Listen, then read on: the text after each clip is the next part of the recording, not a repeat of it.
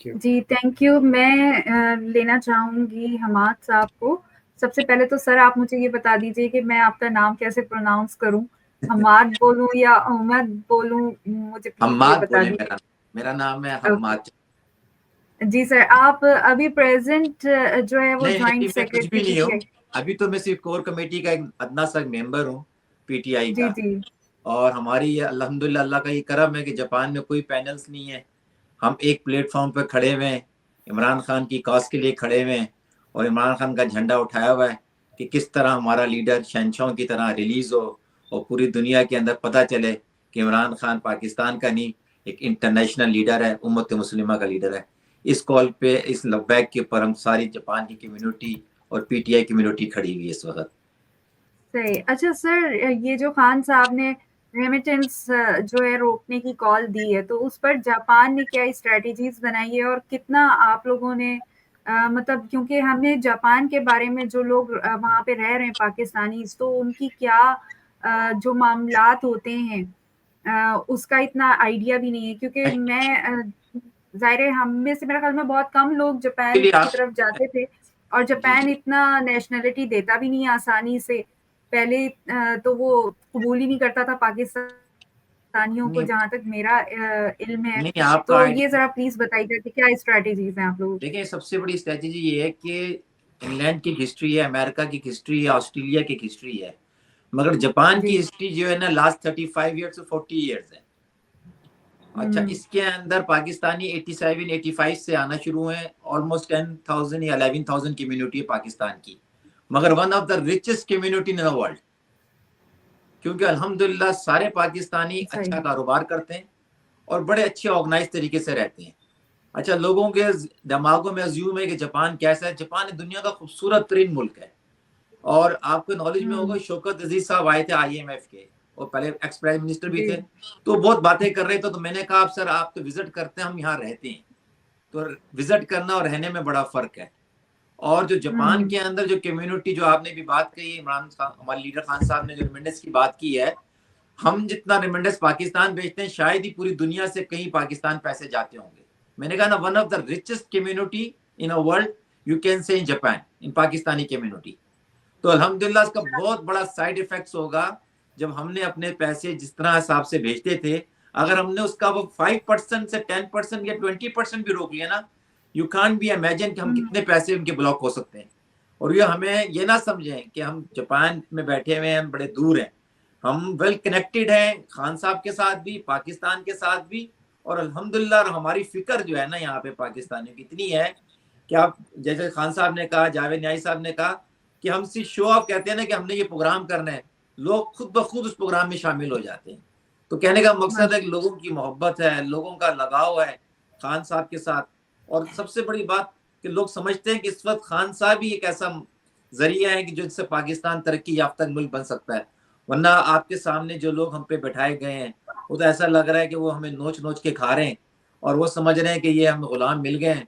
खान साहब कहते हैं ना कि 25 करोड़ आवाम को गुलाम समझते हैं, वाकई ये हमें गुलाम समझते हैं। तो लोगों में शऊर भी आ चुका है, लोगों को फिक्र भी है, लोग तहज्जुद भी पढ़ते हैं कि किस तरह अल्लाह पाक हमारे खान साहब को रिलीज करें, इसी फिक्र के लिए के बैठे हुए हैं। और जहाँ तक रही दूसरी बात, तो अब इंशाल्लाह आप जापान को कहीं नहीं पीछे पाएंगे। पूरी दुनिया के अंदर जहाँ जहाँ पीटीआई है, आप देखेंगे जापान इसको फ्रंट बेस पे खेलेगा और फ्रंट पे रह के ही इसको लीड करेगा इंशाल्लाह।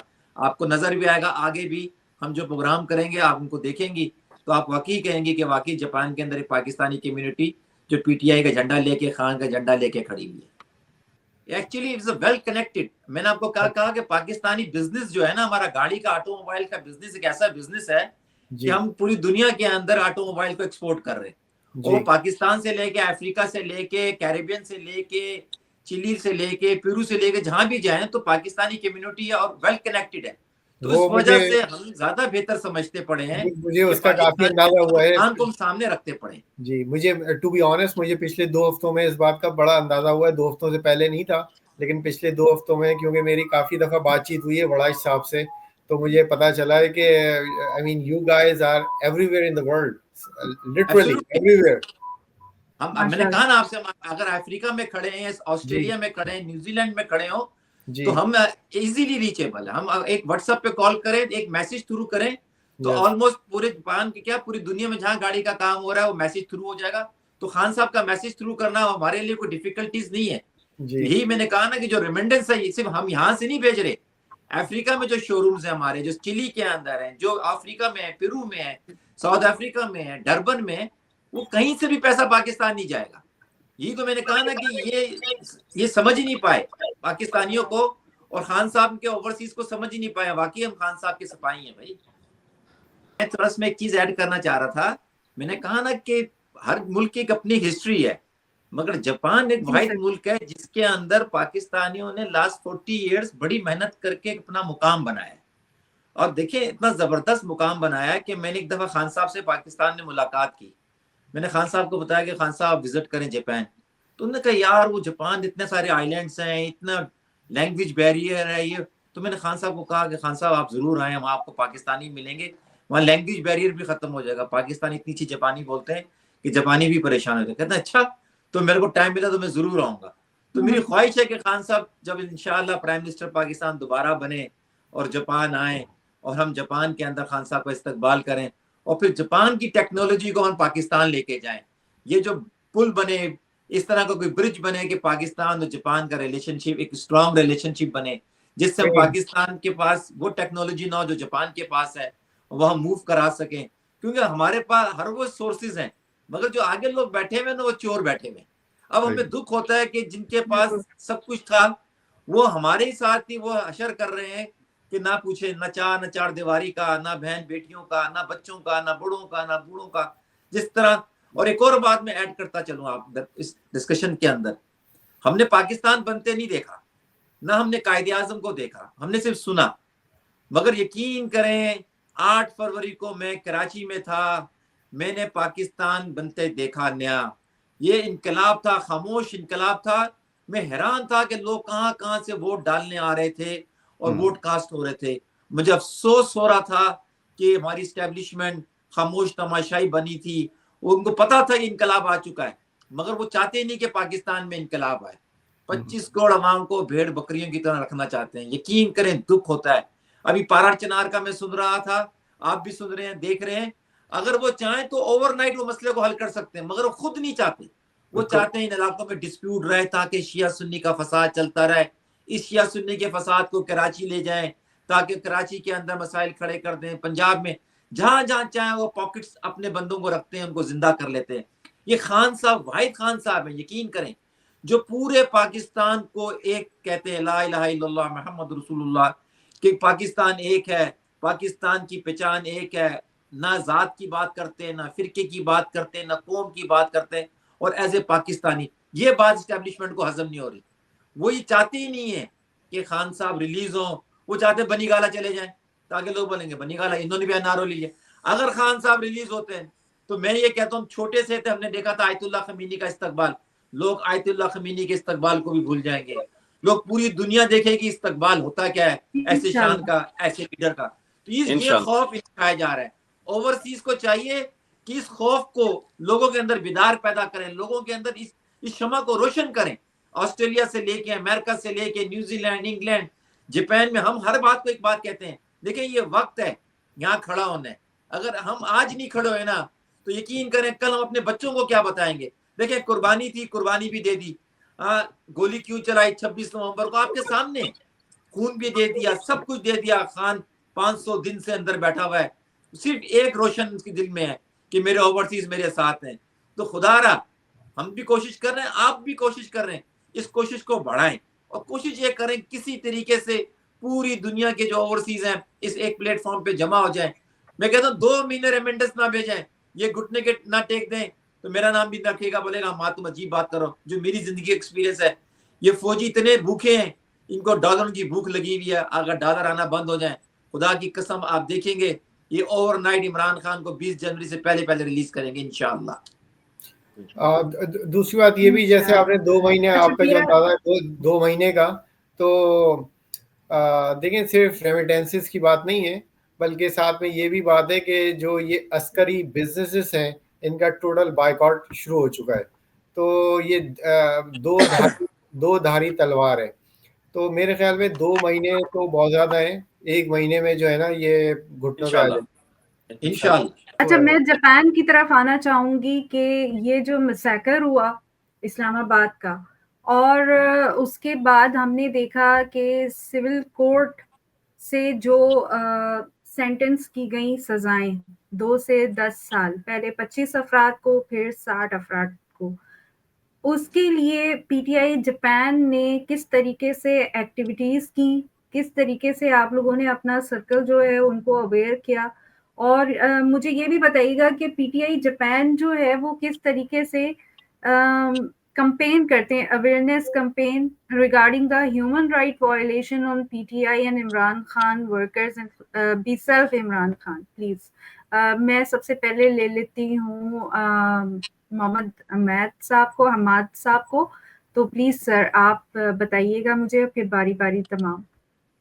सबसे पहले देखें कि जो 24 तारीख थी ना कॉल, वो सर्कुलेट करते करते वेट कर रहे थे कहाँ तक पहुंचे शेलिंग ये। अच्छा, वो तो स्ट्रगलिंग कर रहे थे। अच्छा, यहाँ टाइम डिफरेंस भी था, तो हम भी उठ रहे थे, मोबाइल हाथ में, सोशल मीडिया देख रहे थे क्या हो रहा है। जब मैं फजर की नमाज पे उठा ना, और मैंने टीवी देखा अपना सोशल मीडिया, और वो पता चला 26 तारीख की रात जो पाकिस्तान में, मैं कहता हूँ हमने तो नहीं देखा करबला का वाकया, वाकई करबला का वाकया जो होता है वो देखा ना हुआ। तो मुझे बड़ा शौक लगा कि ये हमारा मुल्क कहाँ से कहाँ चला गया, ये लोग किस चक्कर में। जो भी आरिफ ने थोड़ी देर पहले बात की ना कि वो 4 साल पहले हार गए थे, यकीन करें वो 4 साल पहले हार गए थे, वो हार का एक हिस्सा था कि उन्होंने उस गुस्से के अंदर ये गोली चलाई। बिल्कुल, वरना अगर देखा जाए तो कोई अपनों पे भी गोली चलाता है। अच्छा, जो गोली चलने के बाद जो शहादतें हुई, आई एम सॉरी आपकी बात काटता हूं, जो लाइफ चले गए हॉस्पिटल के कलामी की अंदर, माफी। निहत्ते आदमी के ऊपर एक आदमी मगर झूठी नमाज पढ़ रहा था यार, ये झूठी नमाज पढ़ा, तेरी इंसान इतना भी गिर सकता है। तो इससे ये मैसेज ये थ्रू हुआ कि वाकई ये शिकस्त खोरदा थे, ये शिकस्त खोरदा थे, इसीलिए इस नेच पे गए। अच्छा, मैं अगली बात जो आपसे शेयर करना चाह रहा था, ये वाकई होने के बाद ऐसे लग रहा था कि किसी की नहीं औलाद जुदा हो जाती है, किसी के माँ बाप मर जाते हैं, ऐसे लग रहा था कि मातम हो गया। जापान के अंदर जो पाकिस्तानी पीटीआई से मोहब्बत करता था, यकीन करें ऐसे लग रहा था कि सब सख्ते में चले गए। इतने गम में थे कि हम बात करते हुए भी ना हमारे आंखों से आंसू निकल आते थे, यार क्या किया। मगर अल्लाह का करम है ना, कहते हैं ना अल्लाह सब्र देता है। हल्का हल्का बिल्ड किया। हमारी कोर कमेटी बैठी, फिर कोर कमेटी ने फैसले किए, उसमें डिस्कशन की, और यकीन करें हर जगह मसाइल हैं। मगर आफरीन है जापान के अंदर, हम डिफरेंट केन्स में रहते हैं, मगर कोर कमेटी एक ऐसे जैसे like a part of the family, और उसने यकीन करें हमने बेहतरीन तरीके just so everybody knows, Canes mean provinces. बिल्कुल। और देखिए ना, मैं यहाँ बैठा हूँ, जावेद नियाजी मेरे से 500 किलोमीटर दूर बैठे हैं इस वक्त। तो कहने का मकसद कितना बड़ा डिफरेंस है। मगर अभी मुझे पता चल जाए ना कि नियाजी साहब के साथ कोई इशू है, तो मैं बुलेट ट्रेन लेके, या मेरा कोई दोस्त होगा, मैं उनको फोन करूंगा क्योंकि फौरन रीचेबल टू जावेद नियाजी। ये ऐसा कोऑर्डिनेशन बन चुका है जापान में पीटीआई की वजह से, और इतनी मोहब्बत हो चुकी है, इतने करीब है कि लोग परेशान है कि इनके अंदर अल्लाह पाक ने ऐसी मोहब्बत डाल दी इस कोर कमेटी के जरिए। तो लिहाजा इश्यूज तो हर जगह होते हैं, मगर हम इश्यूज को टेबल पर रखते हैं, उसको डिस्कस करते हैं, और अल्हम्दुलिल्लाह वो इशू सॉल्व भी हो जाता है। जो बात अभी इफ़त ने की ना कि उसके बाद क्या हुआ, आप यकीन करें हम सोचते हैं कि क्या किया जाए। जैसे कल रात को एक प्रोग्राम चल रहा है, मैं आपसे रिक्वेस्ट करूंगा आप भी इसको लेकर आए अपने यूट्यूब चैनल पे। मलिक अदरीस की बेटी को, जो रात मलिक अदरीस की बेटी ने जो स्पीच की है इस्लामाबाद के अंदर, वो आप उनको भी लाइव लेकर आए। उस बच्ची ने क्या कहा, उसने कहा मेरे फादर ने तो कुर्बानी दे दी, अब हमारी जिम्मेदारी है ना कि हम उस कुर्बानी को ऑन भी करें और उस कुर्बानी के लिए तैयार हो जाएं कि भाई हमने उसका रिप्लेसमेंट क्या करना है। अफसोस ये है कि जो भी दौलत भाई ने बात की कि वो कन्वेंशन हुआ तो बुलाया उन लोगों को और हमें बैठा दिया, गेस्ट बना के हमें सुनवाया। सुनना तो उन्हें हमें चाहिए था कि भाई ओवरसीज का पॉइंट ऑफ व्यू क्या है। आज देखें ना, आज ओवरसीज बैठे हुए पूरे जापान में। और अपना आरिफ भाई आप मेरी बात को सेकंड करेंगे, आज से 2 साल पहले या 1.5 साल पहले आसिम मुनीर अमेरिका आया था।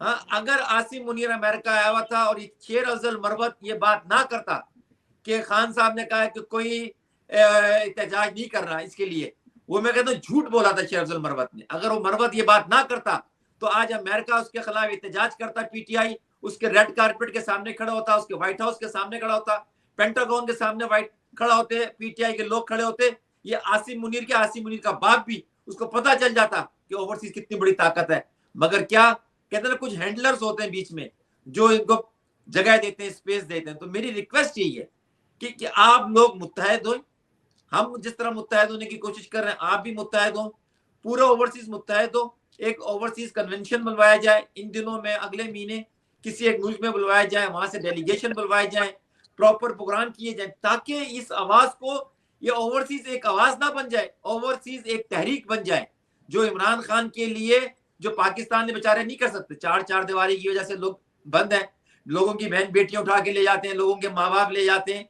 तो लिहाजा हम जहाँ बैठे हुए, हम इतना बड़ा प्लेटफॉर्म इस्तेमाल करें, जिस तरह आप यूट्यूब की बात कर रहे हैं, इस कन्वेंशन को ऐसा कन्वेंशन बना दें कि उनके रातों को नींद नहीं आए, वो परेशान हो जाए, क्या यार ये हो क्या गया हमारे साथ। तो लिहाजा इस चीज को और बरकी साहब की टीम को हम सबको चाहिए और मजबूत करें। गलतियां हर किसी से होती है, किसी से भी हो सकती है, मगर इसको इग्नोर करना पड़ेगा, हमें आगे बढ़ना होगा, क्योंकि हमारा टारगेट, हमारा गोल बहुत बड़ा गोल है। लिहाजा जितनी कुर्बानी हो चुकी है उस कुर्बानी को हमने ज़ाया नहीं होने देना। और यकीन करें हम आपके साथ हैं, जिस तरह भी आप हमें गाइडलाइन देंगे हम उस पर अमल करेंगे। देखिए, सबसे पहले तो आप दोनों को बहुत बहुत शुक्रिया, सिस्टर आपका और आरिफ भाई आपका, कि आपने ये प्लेटफॉर्म दिया हमें, आपने जापान को एक शनाख्त दी। आज सर आप सब बहुत शर्मिंदा कर रहे हैं, हम सिर्फ छोटी मिलने की बात कोशिश कर रहे हैं। मैं आपको देखिए, मैं आपसे टू बी फ्रैंकली, मैं थोड़ा जज्बाती किस्म का इंसान हूँ। मेरे बड़े भाई MNA थे कराची से, 2018 के अंदर, सर आफ्ताब जहांगीर नाम था, तो वो MNA थे। इस दफा भी इलेक्शन लड़ा, हमने फारूक सत्तार के खिलाफ इलेक्शन लड़ा, और मैं डॉक्टर आरिफ अलवी की कैंपेन के लिए 2013 से जापान में गया इलेक्शन में। आरिफ अलवी साहब, आप जावेद साहब से पूछ सकती है, दौलत खान साहब से पूछती है, it's like a part of the family member. मैं इस तरह उनका फैमिली मेंबर हूँ, मेरा आना जाना। जिस वक्त डॉक्टर साहब प्रेसिडेंट बन रहे थे ना, टू बी फ्रैंकली, मैंने उनको कहा था कि आप सदर ना बने, मैंने उनको कहा आप एजुकेशन की मिनिस्ट्री लें, हेल्थ मिनिस्ट्री लें, आप इनकलाब लेकर आए, आप पढ़े लिखे, आप प्रेसिडेंट हाउस में जाके बैठ जाएंगे, आप फंस जाएंगे, इनके चक्करों में आ जाएंगे, ये दूसरे लोग इस पार्टी में घुसे हुए नए लोग, ये हाईजैक कर लेंगे पार्टी। मैं टू बी फ्रैंकली, मैं आपसे झूठ नहीं बोला, मैंने डॉक्टर साहब को ये बात कही। और अभी मेरी आने से पहले, पाकिस्तान जापान आने से पहले, ये 3 वीक्स पहले मेरी डॉक्टर आरिफ अलवी से 1-to-1 मुलाकात हुई। और मैं उनसे, आप पूछेगा कि हम आपसे मिलने हो, कहेंगे बिल्कुल आया। और मैंने उनसे एक बात पूछी, उन्होंने मुझको जवाब दिया। मैंने उनको कहा डॉक्टर साहब ऐसे नहीं ऐसे। उन्होंने मुझे कहा हमारा तेरा कराची में रहना बहुत जरूरी है ना। मैंने कहा नहीं, मेरे फैमिली है, मुझे पाकिस्तान आना जरूरी है, मगर मुझे जापान जाना भी जरूरी है। तो मैं तो do and die hard worker हूँ, मैं तो हर वक्त तैयार हूँ कि खान के लिए जहाँ खान मुझे कॉल करे मैं पहुंचने की कोशिश करता हूँ। और मैं चाहता हूँ कि अल्लाह पाक इस मुल्क के अंदर, क्योंकि बड़ा कुर्बानी दे के मुल्क बना है, ये मुल्क इतना आसान मुल्क नहीं है, हम समझ रहे हैं। पाकिस्तान बड़ी मुश्किलों से बना, लोगों ने बड़ी कुर्बानियां दी हैं, ये बहुत बड़ी ब्लड शेडिंग हुई है। ये तो हम पे मुसल्लत हो गए, ये तो लगता है ईस्ट इंडिया जो थी, ये दूसरी ईस्ट इंडिया हम पे आके मुसल्लत हो गई, और ये समझ रही है जैसे हम भेड़ बकरी हैं। आप यकीन करें, अमेरिका के अंदर बैठे हुए, लंदन में बैठे हुए हैं, हम जापान में, ये ओवरसीज पाकिस्तानी आप रोज सुनते होंगे, यूनान में बोट डूब गई, कभी लीबिया में बोट डूब गई, किसी को मगरमच्छ खा गए, किसी को शार्क खा गई, बॉर्डर पे कुत्ते खा गए। और बेचारे किस तरह पाकिस्तानी बॉर्डर क्रॉस कर करके जाते हैं, ओवरसीज मेहनत करते हैं, किसके लिए कर रहे हैं? अपने पाकिस्तान के लिए, अपनी फैमिलीज के लिए, अपने सर्वाइवल के लिए। यकीन करें, यही तो वजह खान से मोहब्बत की, कि खान एक होप है कि यार हमारा मुल्क एक तरक्की याफ्ता मुल्क बने, पाकिस्तान बने, लोग अपनी इज्जत के साथ, डिग्निटी के साथ अपने मुल्क में रहें। आप यकीन करें, आपको दुख नहीं होता जब पढ़ती यूनान में बोट डूब गई, ये रास्ते में बोट डूब गई, इतने 40 पाकिस्तानी थे, 50 पाकिस्तानी थे। आप यकीन करें, इस वक्त जापान में आने के लिए लोग करोड़ों रुपए देने को तैयार हैं एजेंटों को, कि हमें जापान पहुंचा दो, यूरोप पहुंचा दो, अमेरिका, सब पाकिस्तान छोड़ने का। मगर लोग कहते हैं कि छोड़ के जाएं तो कहां जाएं? अब जो नहीं जा सकता उसके लिए कुछ तो करना है ना, उसके लिए एक ही होप है, वो इमरान खान है। आप यकीन करें, ओवरसीज बैठे हुए, मुत्तहिद हो जाएं, अपने गिले शिकवों को पीछे रखें और खान का झंडे को लेके खड़े हो जाएं। जिस तरह याज खान ने ना जेल अडियाला काट लिए ना, मैं ये कहता हूँ अल्लाह पाक मुझको और आपको कामयाब करेगा, और उसको तो कामयाब कर दिए। जो खान के साथ खड़ा हो, अल्लाह ने उसको भी चमका दिया, हम जैसों को चमका दिया है। लेकिन आज हम बैठे हुए गुलदस्ता बन के, किधर लंदन, किधर शिकागो, किधर ऑस्ट्रेलिया, किधर डिट्रॉय मिशिगन के अंदर बैठा हुआ है आरिफ यार, उसने हमें गुलदस्ता बना दिया। ये खानी की तो खूबी है कि आज हम बैठे हुए हैं, उर्दू स्पीकिंग बैठा हुआ है, पंजाबी भी बैठा हुआ है, पठान भी बैठा हुआ है, इंशाल्लाह कल सिंधी भी बैठे होंगे हमारे साथ, बलोच भी बैठे होंगे हमारे साथ। हम एक गुलदस्ता है पाकिस्तान, खूबसूरत पाकिस्तान है। तो हमारी तो आपसे ख्वाहिश है कि आप जापान आए, अपनी आंखों से देखें, हम आपको होस्ट करें, एक प्रोग्राम करने वाले हैं इंशाल्लाह नेक्स्ट ईयर फरवरी के अंदर, रमजानों से पहले एक जापान के अंदर बहुत बड़ा प्रोग्राम करने लगे। जावेद न्याई साहब उसको होस्ट करेंगे इंशाल्लाह। हम आप सबको भी दावत भी देंगे, आप तशरीफ लाएं। खासतौर पे हम बरकी साहब को भी कोशिश कर रहे हैं, अब तो हम राजा साहब को भी अप्रोच करेंगे, अपना फ़हीम साहब को भी कोशिश करेंगे ऑस्ट्रेलिया से, कोई 5-6 लोग आए हमारे पास बैठे इंशाल्लाह। कहीं ना कहीं से तो स्टार्ट करना है ना, तो इंशाल्लाह हमारी तो कोशिश आपके साथ है। आप जिस तरह हमें गाइडलाइन देंगे हम आपकी गाइडलाइन को फॉलो करेंगे। देखें अभी जस्टिस काजी फाइज ईसा साहब लंदन आए, पीटीआई यूके ने मुजाहरा किया। आप देखें उस मुजाहरे का साइड इफेक्ट कितना जबरदस्त निकला कि लोगों को आज पता ही नहीं कि काजी फाइज ईसा साहब हैं किधर दुनिया के अंदर। सही बात है। देखें अगर आसिम मुनीर जैसे और भी कोई डिक्टेटर आएगा, जब इस तरह के मुजाहरे होंगे उनके ऊपर, तो हो सकता है कि जो उनके जो पीछे जो बैठी हुई टीम उनको गाइडलाइन मिल जाएगी कि नहीं भाई हमने ट्रैवल नहीं करना, अब हमारे लिए वो सफर प्लेजर सफर नहीं है कहीं पर भी, अब डिफिकल्टीज ही डिफिकल्टीज है, क्योंकि जो हमने प्रॉब्लम्स दी है लोगों को अब उनको हमको फेस भी करनी पड़ेगी। तो लिहाजा मेरी ये ओपिनियन है, क्योंकि जापान में वो आते नहीं है, ज्यादातर लोग यूरोप अमेरिका में जाते हैं, तो आप लोग हैं तो हम आपसे रिक्वेस्ट कर सकते हैं कि जो कर सकते हैं आप जरूर करें इनके लिए।